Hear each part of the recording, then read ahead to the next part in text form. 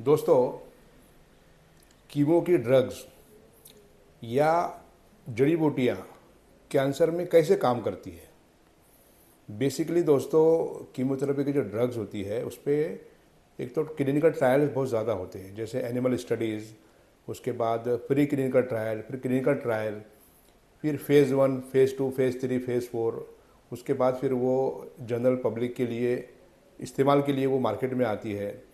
Market में आने के बाद एक एक पर्टिकुलर एक फिगर है, एक पर्टिकुलर परसेंटेज है लोगों का, उसमें वो बहुत अच्छा काम करती है, ट्रिमेंडस काम करती है और वो पेशेंट को काफ़ी रिकवरी, काफ़ी रिलीफ मिलता है। लेकिन एक मेजॉरिटी ऑफ द केसेस में ये चीज़ें जो है वो इफ़ेक्टिव नहीं हो पाती है।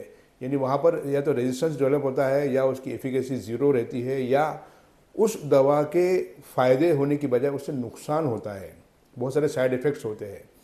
तो दोस्तों, ये जो कीमो की ड्रग्स है, जैसे वो एंटीऑक्सीडेंट है, एंटी एंजियोजेनेटिक इफेक्ट है उनका, यानी या फिर एपोप्टोसिस को वो जो है वो बढ़ावा देती है या ट्यूमर को कम करती है, ये तमाम के तमाम जो इनके जो एफिकेसी कैरेक्टरिस्टिक्स है, ये पेशेंट में आने के बाद फेल की हो जाती है।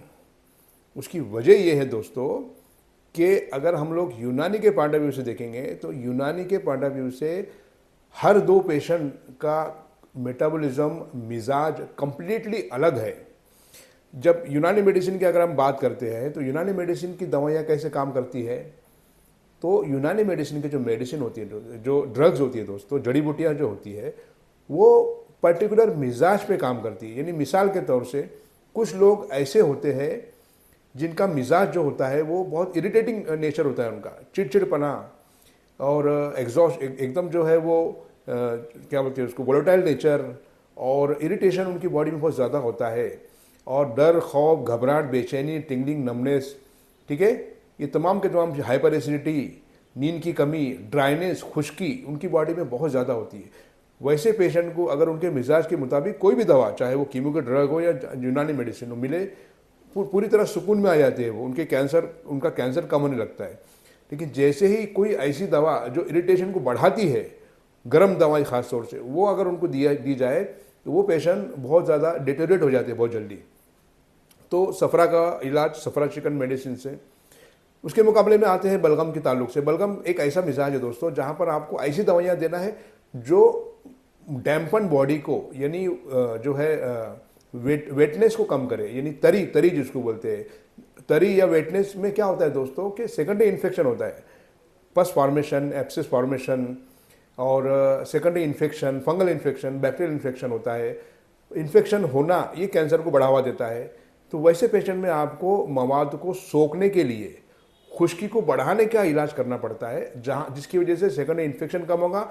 सेकेंडरी इन्फेक्शन कम होगा तो कैंसर कम होगा। तो बलगम को इस तरीके से आप ट्रीट करोगे। उसके मुकाबले में आते हैं हम लोग दमवी मिजाज की तरफ। वहाँ पर कैंसर की दवाइयाँ, कौन सी दवाइयाँ आप सिलेक्ट करेंगे, तो दमवी मिजाज के पेशेंट में उनकी बॉडी के अंदर फर्मेंटेशन का जो प्रोसेस है बहुत ज़्यादा होता है, यानी जिसको बोलते हैं सड़ना या जोशी खून जिसको बोलते हैं। फर्मेंटेशन में क्या होता है दोस्तों, बॉडी के अंदर बहुत सारे गैसेस बनते हैं, बहुत अल्कोहल की मात्रा बढ़ती है और ऐसे पेशेंट में एसिड लेवल बहुत ज़्यादा बढ़ता है, जिसकी वजह से ऐसे पेशेंट में बहुत ज़्यादा गुस्सा और बहुत ज़्यादा एग्रेशन और बहुत ज़्यादा डिजीज़ भी एग्रेसिव हो जाती है और पेशेंट का मिजाज भी एग्रेसिव हो जाता है। सीवियर ब्लीडिंग, इस तरीके के चांसेस होते हैं। हम जब हिजामा वगैरह किसी पेशेंट का होता है, ऐसे पेशेंट का, तो उनका जब वो ब्लड निकाला जाता है तो उसमें बे इंतहा गैसेस होती है, बे इंतहा। ये गैसेस कहाँ से आई है, ये फर्मेंटेशन के नतीजे में आई है। ऐसे पेशेंट में आपको जोश खून को कम करना है, ऐसे पेशेंट को फर्मेंटेशन को कम करना है, वही उन पेशेंट के कैंसर का इलाज है। उसके मुकाबले में सौदा की बात करेंगे तो हार्ट ट्यूमर को कम करना वो उसका इलाज है।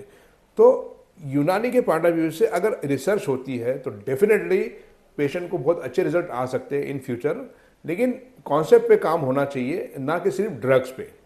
तो इस मैसेज को लोगों तक पहुंचाइए, इस वीडियो को लोगों तक पहुंचाइए दोस्तों, ताकि कैंसर के इलाज में एक नई सोच, एक नया कॉन्सेप्ट जन्म ले। Thank you very much, thank you.